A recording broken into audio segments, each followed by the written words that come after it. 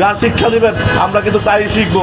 আপনারা যদি আমাদেরকে এই ধরনের সদস্যপদ করার মাধ্যমে যদি একটা ব্যক্তিকে সন্ত্রাসী হিসেবে কার্যক্রম করার জন্য অনুমতি দেন, তাহলে এর চেয়ে দুঃখজনক গণমাধ্যমের জন্য আর কিছু হতে পারে না। এবং যারা গণমাধ্যমের মালিক পক্ষদ্বয় আছেন, আমরা তাদের কাছে অনুরোধ করব, আমরাই কিন্তু আপনাদের প্রতিষ্ঠানে কাজ করি, আপনাদের প্রতিষ্ঠানের আমাদের উপরে ভিত্তি করে কিন্তু আপনাদের টিআরপি বিজ্ঞাপন থেকে শুরু করে সব কিছু চলে।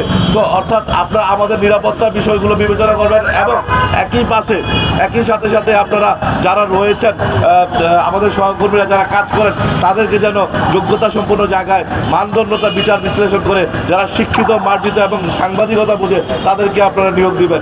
অযথা আন্ডার মেট্রিক মানুষকে নিয়োগ দিয়ে একই জায়গায় 4 জন প্রতিনিধিকে নিয়োগ দিয়ে আপনারা এখানে কুলঙ্কিত করবেন না এই পেশাটাকে, এই গণমাধ্যম সেক্টরটাকে। গতকাল আমরা খোঁজ নিয়ে দেখেছি এশিয়ান টিভির বিমানবন্দরে নাকি 6 জন প্রতিনিধি।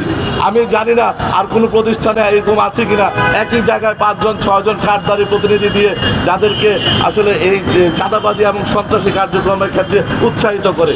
এইভাবে আমরা গণমাধ্যম যারা কর্তৃপক্ষ রয়েছেন, চ্যানেল এবং পত্রিকার মালিক যারা রয়েছেন, তাদের প্রতি আমাদের দৃষ্টি আকর্ষণ করছি, বিনীত অনুরোধ জানাচ্ছি। আমরাই আপনাদের প্রতিষ্ঠানে কাজ করি, আমরা চাই আপনাদের প্রতিষ্ঠানের সুনাম অক্ষুণ্ণ থাকুক এবং এই ধরনের সন্ত্রাসী কার্যক্রম যাতে না করতে পারে সে বিষয়ে আপনারা প্রশাসনিকভাবে দৃষ্টিগোচর করবেন।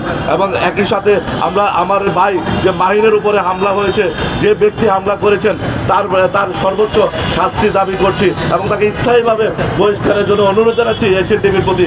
সেই বলে আমি আমার আজকের এই বক্তব্য সমাপ্ত করছি। সবাইকে ধন্যবাদ, অসংখ্য ধন্যবাদ যারা এখানে উপস্থিত রয়েছেন। এবং একই সঙ্গে আমরা আজকের এই মানববন্ধনের মাধ্যমে আমাদের যে বার্তা রয়েছে সেই বার্তাটুকু স্পষ্ট করছি এবং এইখানে যারা উপস্থিত হয়েছে সকলকে আন্তরিকভাবে ধন্যবাদ এবং কৃতজ্ঞতা জানিয়ে আজকের মতো এখানে মানববন্ধনটা আমরা সমাপ্ত ঘোষণা করছি। ধন্যবাদ।